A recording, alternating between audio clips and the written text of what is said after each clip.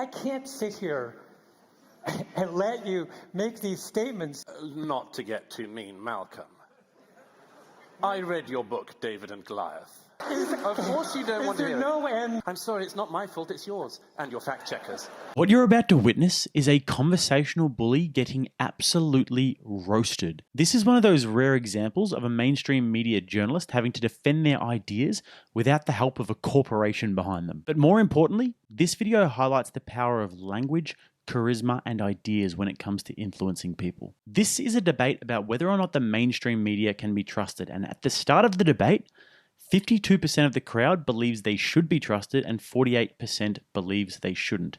And at the end of this video, something amazing happens. So let's first introduce the speakers for their opening remarks before we get into the debate sections where things get really fiery. First of all, we've got author, podcaster, and journalist Matt Taibbi. Matt has developed a reputation for himself over the years of being a man with extreme journalistic integrity and objectivity. And recently he broke the Twitter file story, which has obviously been one of the biggest stories of late. My father had a saying, "The story's the boss." In the American context, this means that if the facts tell you the Republicans were the villains in a political disaster, then you write it that way. If the facts point more at the Democrats, you write that. If they're both culpable, as was often the case for me when I investigated Wall Street for almost 10 years after the 2008 crash, you write the story that way. We're not supposed to thumb the scale. Our job is just to call things as we see them and leave the rest up to you. But we don't do that now. The story is no longer the boss. Instead, we sell narrative in a dysfunctional new business model. Once the commercial strategy of the news business was to go for the whole audience. A TV news broadcast was aired at dinner time, and it was designed to be watched by the entire family. Everyone from your crazy right-wing uncle to the sulking lefty teenager in the corner. This system had flaws, but making an effort to talk to everybody had benefits. For one thing, it inspired trust. Gallup polls twice showed Walter Cronkite to be the most trusted person in all of America. That would never happen with a newsreader today. With the arrival of the internet, some outlets found that instead of going after the whole audience, it made more financial sense to pick one demographic and try to dominate it. How do you do that? That's easy. You just pick an audience and feed it news you know they'll like. Next up, we've got Michelle Goldberg, who's a New York Times columnist and an award-winning journalist and author. We got a lot of things wrong during COVID. But in terms of the big stories, if you paid attention to the mainstream media, you were likely to be much safer and much closer to the truth than if you followed the kind of contrarians, if you followed the people who were saying, don't trust the mainstream media, trust these alternative sources of information. You know, if you were saying that, for example, it was a common refrain, I think one that Matt made again and again throughout the Trump presidency, that people who were extremely alarmed about the prospects of authoritarianism, that people who believed that Donald Trump would try to overturn our constitutional order were hysterical. I think that the point of view of the hysterics is actually held up kind of well in light of January 6th. And next we've got Douglas Murray, who's an author and a political commentator that's been all around the world, covered all different stories from ground zero, and somebody who's a personal favorite of mine, whose book War on the West has been massively influential for myself. And it's actually one of the top books on my reading list, which you can actually access if you hit the link pinned at the top of the comments, www.rattlesnaketv.com. Sign up for my mailing list and you will be armed and dangerous with my top 10 books, movies, podcasts, and YouTube channels. Now Canada has become really interesting. It became interesting in January and February of this year. Why? Because you had protesters in Ottawa. Really interesting. When people come out in large numbers, and you know what the job of reporters is? The job of reporters is to go out and say, why are you on the streets? What brought you here? Why are you here with your kids? Why have you got a bouncy castle in the middle of Ottawa? That's a bit strange. Ask them questions. Just find out the story. But you know what? The government didn't want that in Canada.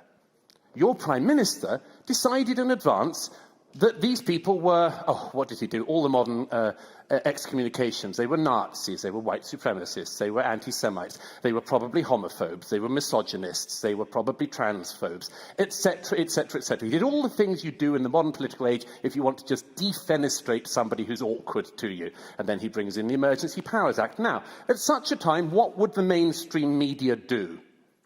It would question it. It would question it. The Canadian mainstream media did not. The Canadian mainstream media acted as an amen chorus of the Canadian government. I will give you a couple of examples, but ladies and gentlemen, I could go on for hours with examples of this. You had a CBC host describing the Freedom Convoy as a, quote, feral mob. You had a Toronto Star columnist saying, quote, sorry for the language, it's a homegrown hate farm that was then jet-fueled by an American right-funded rat-fucking operation. Jesus, they can't even write at these papers anymore. CBC said that 2 Indigenous women were so scared to go outside in Ottawa because of racist violence didn't bother to mention that Indigenous drummers had led the truckers in an O Canada rendition.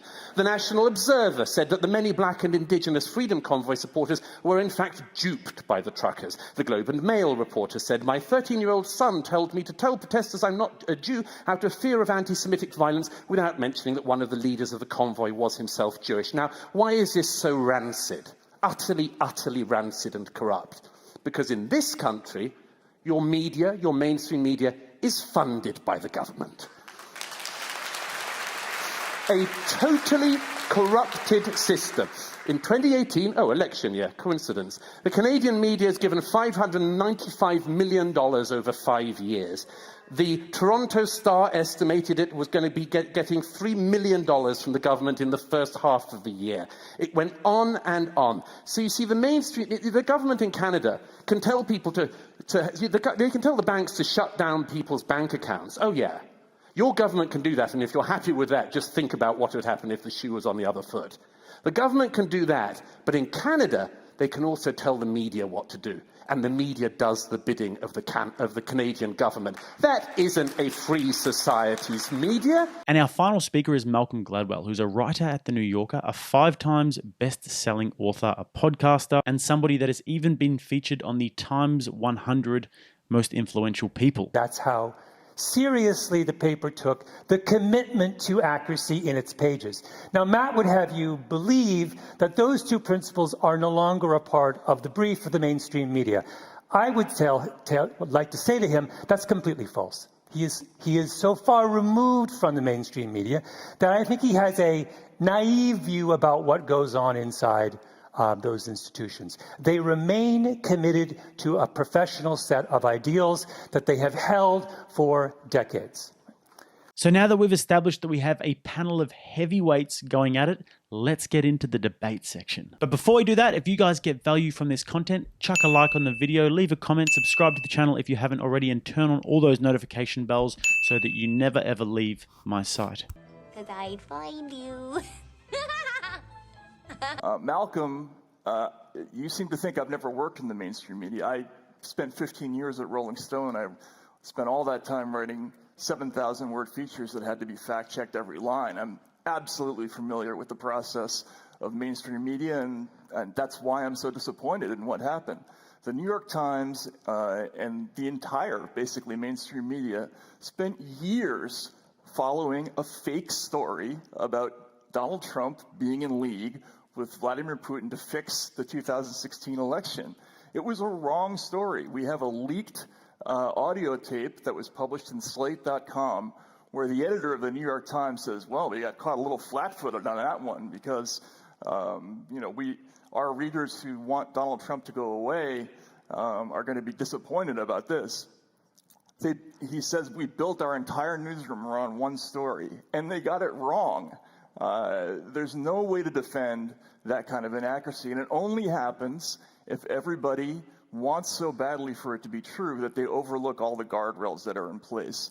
No serious journalist that I know looked at that story and didn't have qualms about it. I was greatly amused by the affection Matt Taibbi has for the age of Walter Cronkite, which he seemed to hold up as a kind of golden moment.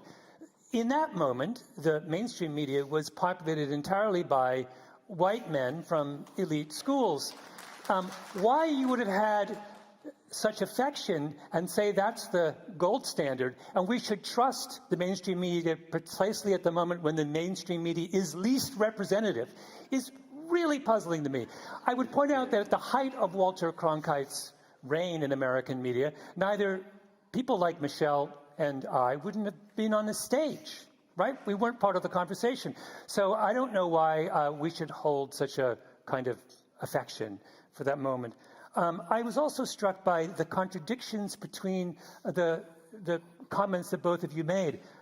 When Douglas said that he was very upset at the way the Canadian media acted as an amen chorus of the Canadian government with respect to the truckers, I would just point out that the reason Walter Cronkite was so beloved by people like Matt Taibbi's father and grandfather is that he was an amen chorus for the United States government. So the two of you should really get together in the next 5 minutes and work out your story. One last comment, and that is I was most amused by the particular subjects that seem to have excited the imagination and outrage of the two of you. I'll just list them before I go in my last 19 seconds. Donald Trump's relationship with Russia, the Canadian truckers, ivermectin, Jordan Peterson, and then something about this thing in... These aren't things driven by the mainstream media. These are obsessions of the non-mainstream media. Once again, work it out, guys. Donald, first of all, are you really saying that Trump's relationship with Russia wasn't not an obsession of mainstream media? It was basically the entire content of cable news for 3 years. There was almost, again, the editor of the New York Times, Dean Baquet, said, we built our newsroom around one story, that story.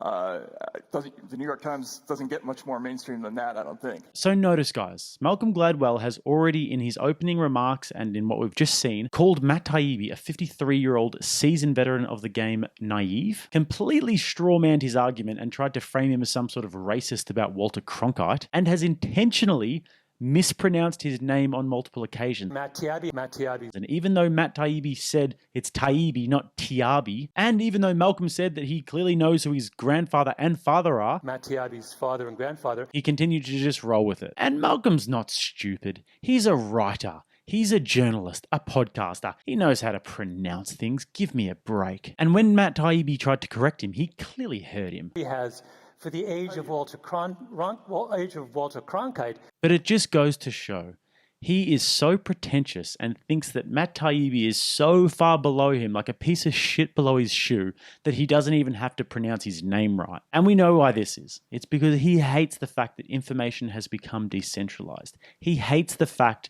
that people like Matt Taibbi can come along and actually seek to be objective journalists and garner huge amounts of favor with the public for just that. And whilst Matt Taibbi is a very honest man and a great writer, he's not the greatest verbal communicator. Kind of looks like he's perpetually half smiling. But Douglas Murray, not the one you want to play with. And what happens now is like when a bully is on the playground beating up on a little kid, and then that kid's older brother comes along and beats up the bully. Malcolm, you did a little nasty jab there, I noticed, at Matt, by trying to pretend that Matt Taibbi is desperate for the era of white men in broadcasting. It takes a certain chutzpah to make that claim, but I don't see any reason why that is the case with Matt. I don't think that you are hankering desperately for a world of white news presenters. We've only just met, but you didn't give off that vibe to me. And when Malcolm says you've got to get your story right, guys, I know it's easy for a cheap laugh line, but I don't see why we do. We're two very different people with very different careers, interests, and much more. We've trodden very different paths across very wide swathes of this planet. And we don't need to get our story straight for you, or for this audience tonight, or be in lockstep. Differences of opinion, including on the same side, used to be cherished.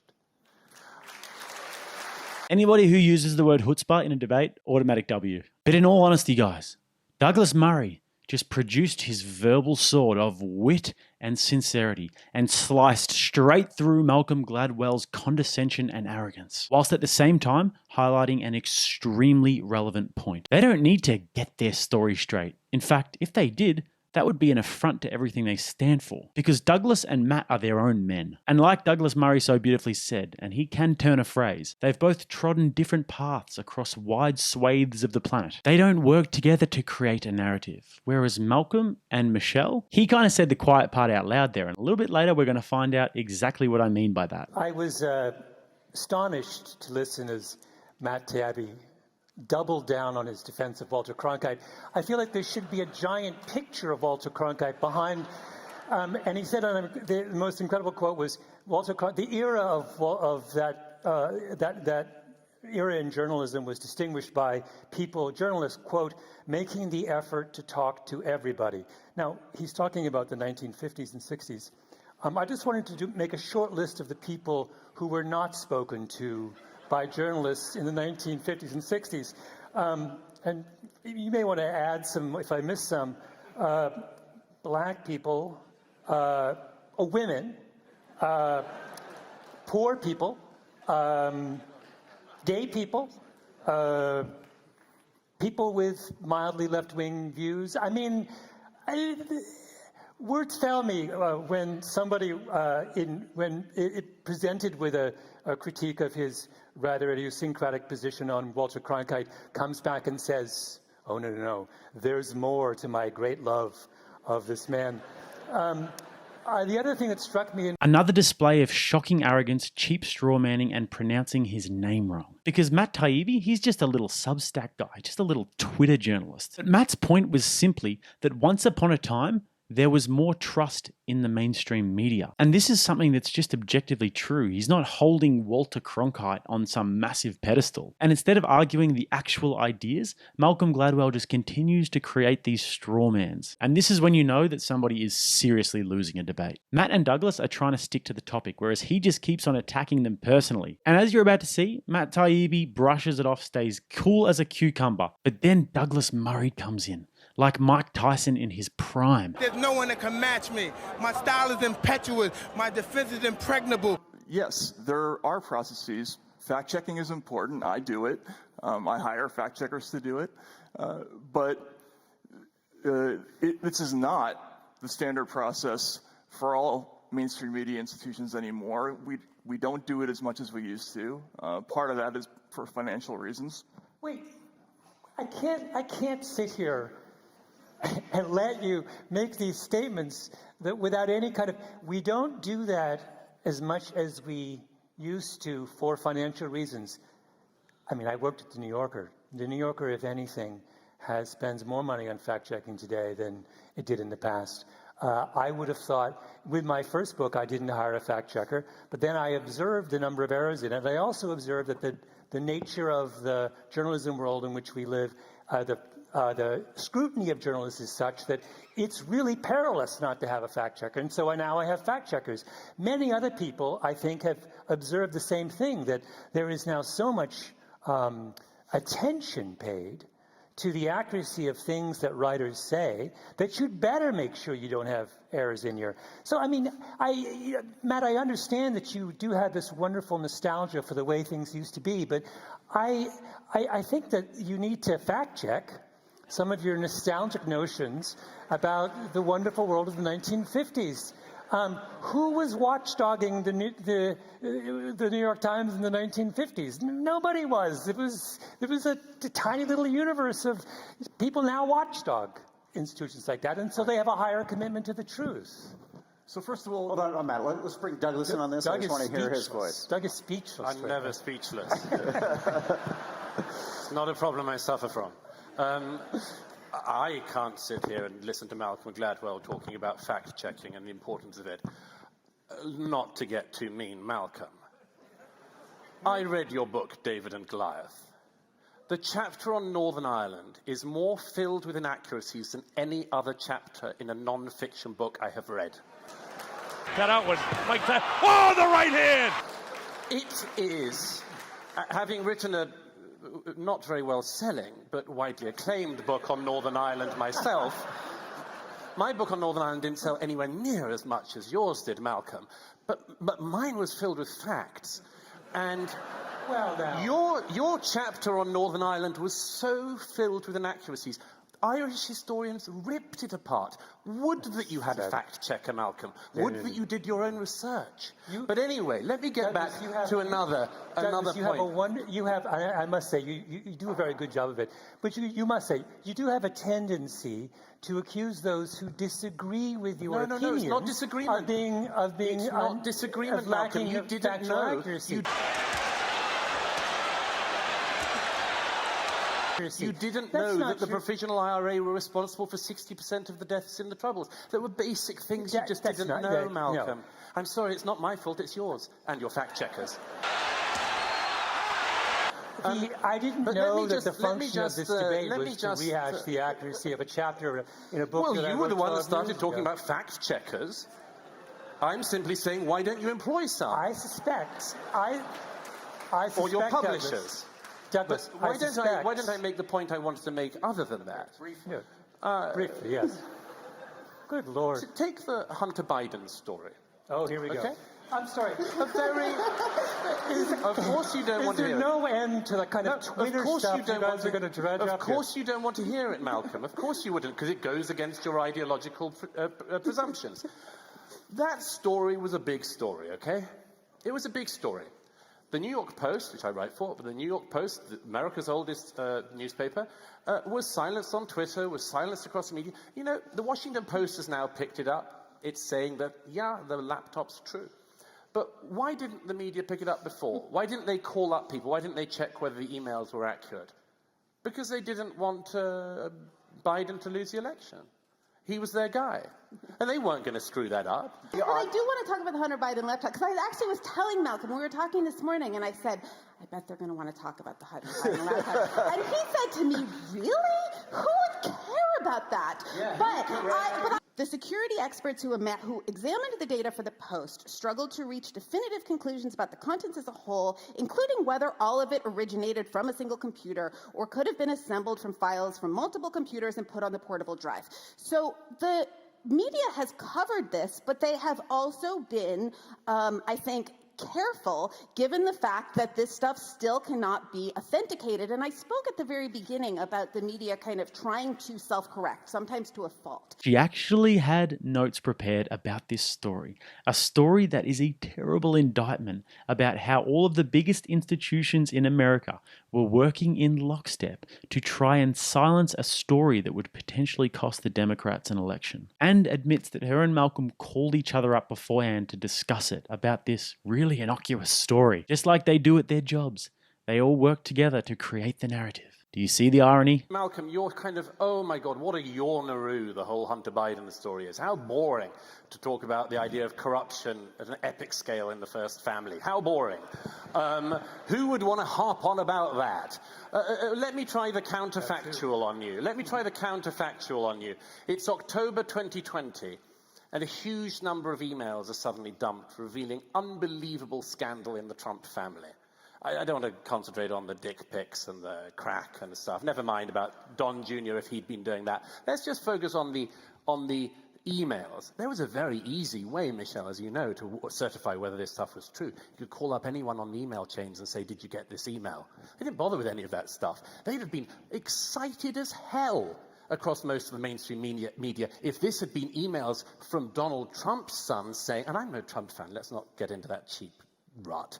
But if it had been Don Jr. saying to his child, you've no idea what I've done for this family, the demeaning things I've gone through, I have to give half of everything I earn to my dad.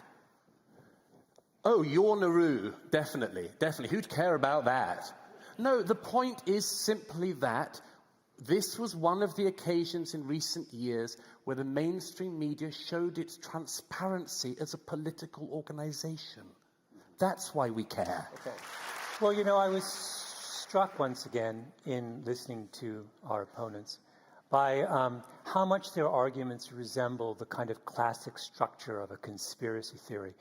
A conspiracy theory is a theory in which one assumes a degree of unanimity and collaboration amongst one's foes, right?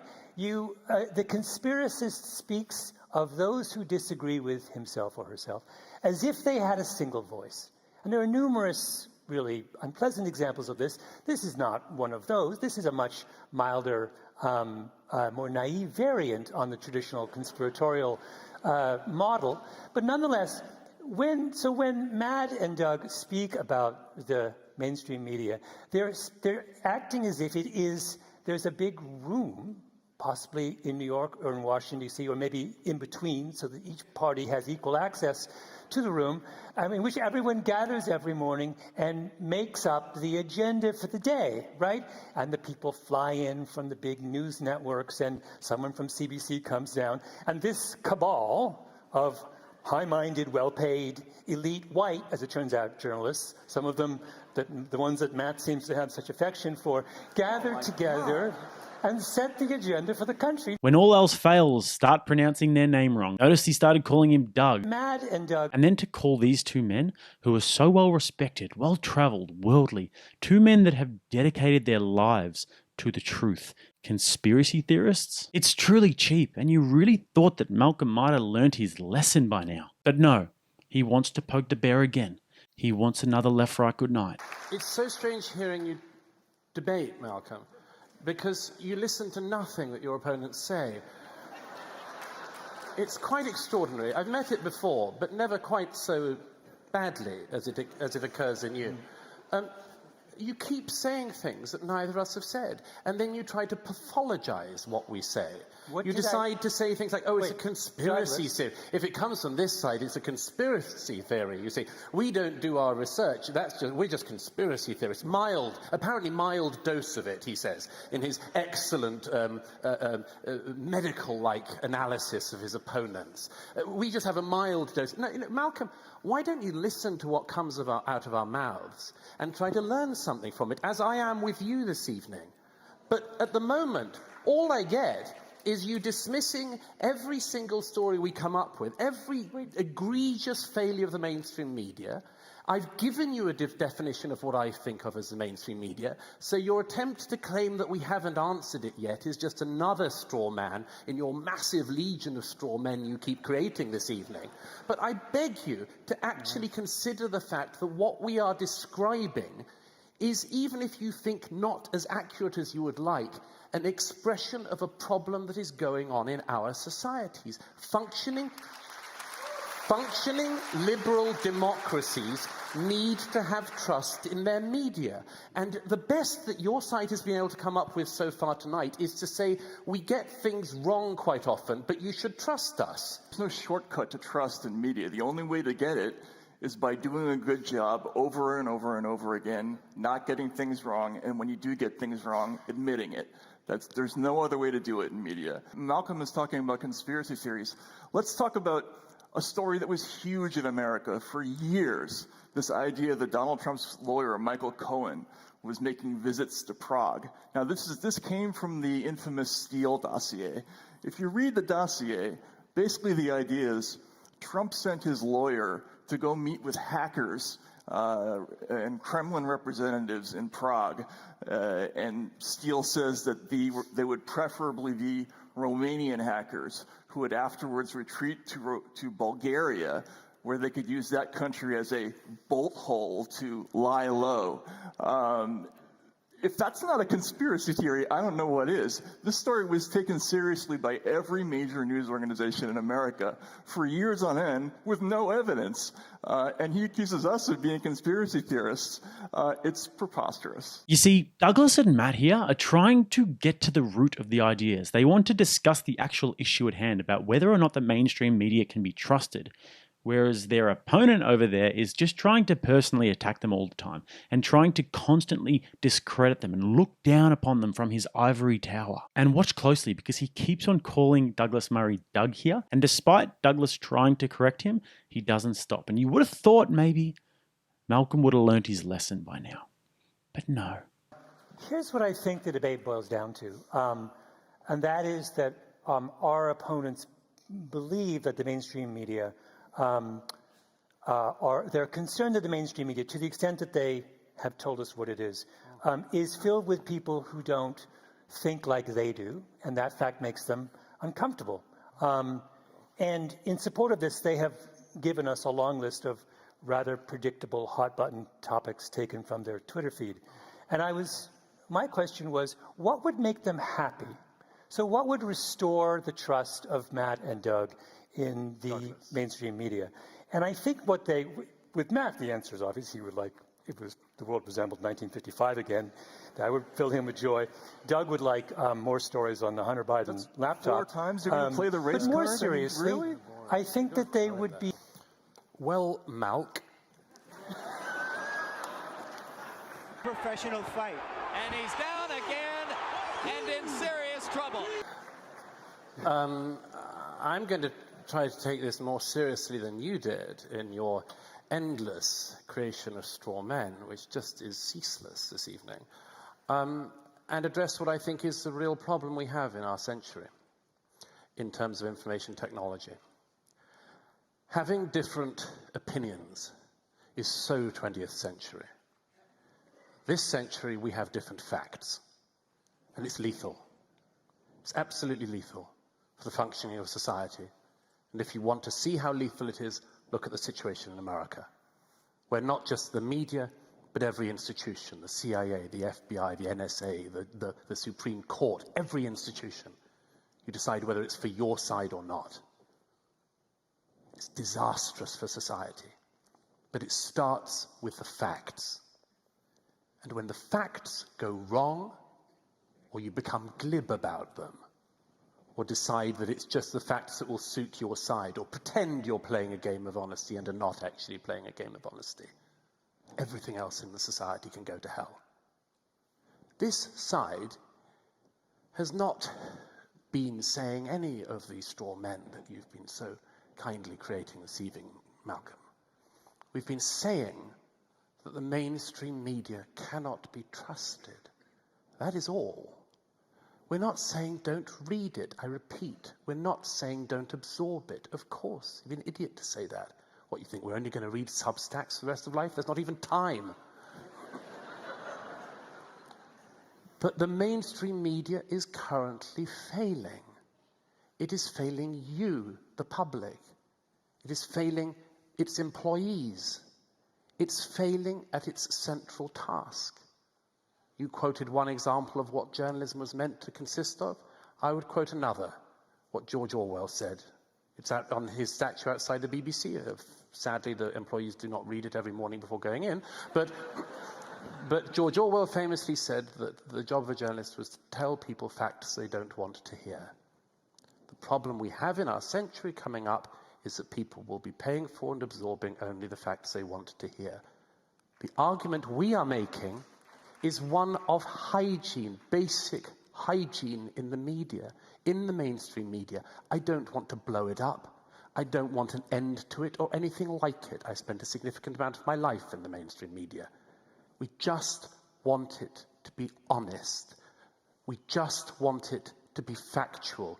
We don't want it to chase its own prejudices. We just want it to speak truth, whatever that is. That's not so radical. Sometimes less is more, guys. Malcolm has tried to personally attack and slander them and make all of these little jokes about them through straw men this whole interview. Douglas Murray says 2 words, well, Malk, and gets the biggest laugh of the night. But I'm sure you guys can tell that I was convinced by Douglas and Matt, but let's see what the audience thought.